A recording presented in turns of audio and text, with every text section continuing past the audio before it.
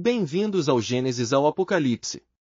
Hoje chegamos a um dos momentos mais dramáticos do Antigo Testamento, o estabelecimento oficial do sacerdócio em Israel.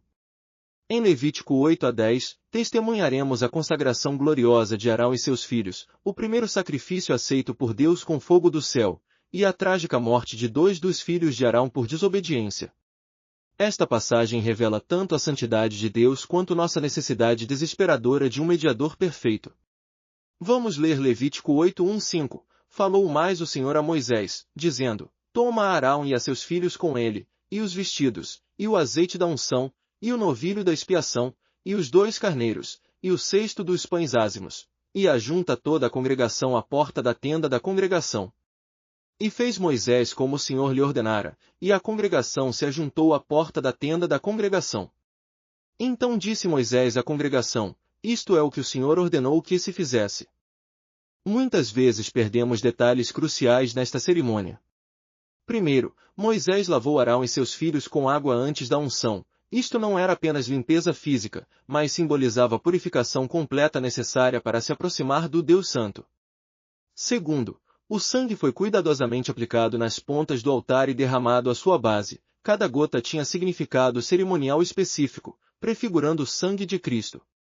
Terceiro, a cerimônia durou 7 dias completos de consagração antes que pudessem ministrar. Deus não tem pressa quando se trata de preparar seus servos. E aqui está um detalhe frequentemente negligenciado. Em Levítico 9:24, quando o fogo desceu do céu e consumiu o holocausto, o povo não apenas se alegrou, eles prostraram-se sobre os seus rostos. Esta era uma resposta de reverência e temor santo, não celebração casual. Os capítulos 8 e 9 mostram mudanças teológicas profundas. Primeiro, a transição de preparação para a consagração. Não bastava ter as instruções de Deus, era necessário estabelecer o sacerdócio em ação real.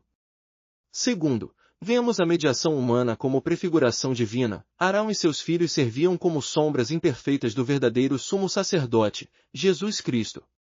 Hebreus 9:11 declara: Mas, vindo Cristo, o sumo sacerdote dos bens futuros, por um maior e mais perfeito tabernáculo, não feito por mãos.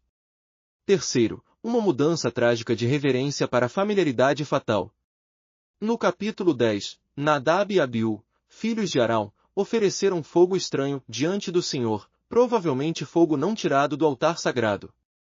Levítico 10:1-2, e os filhos de Arão, Nadab e Abiú, tomaram cada um o seu incensário, e puseram fogo neles, e puseram incenso sobre ele, e ofereceram fogo estranho perante o Senhor, o que não lhes ordenara.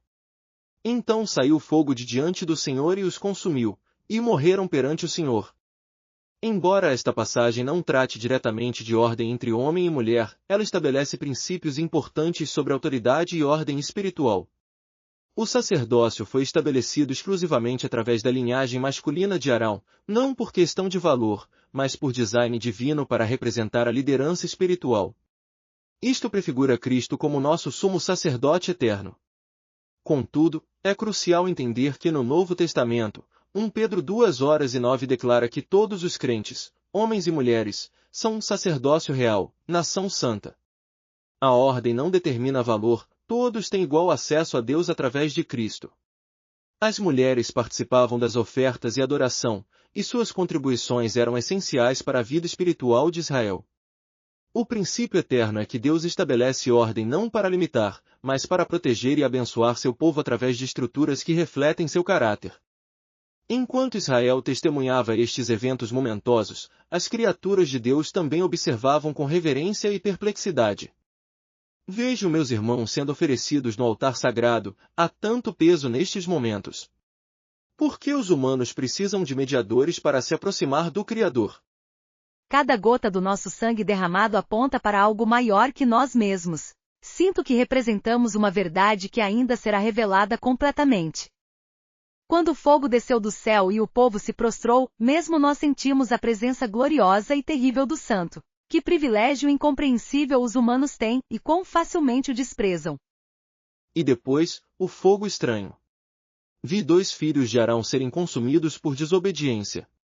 A santidade de Deus não tolera a familiaridade presunçosa.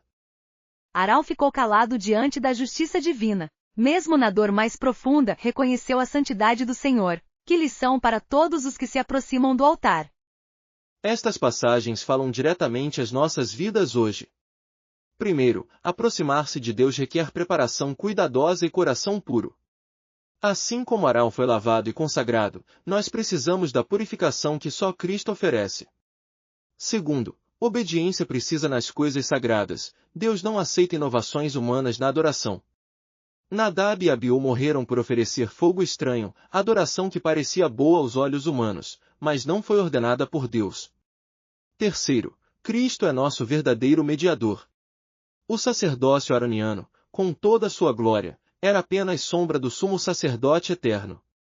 Hebreus 4, 14 e 16. Visto que temos um grande sumo sacerdote, Jesus, Filho de Deus, que penetrou nos céus, retenhamos firmemente a nossa confissão.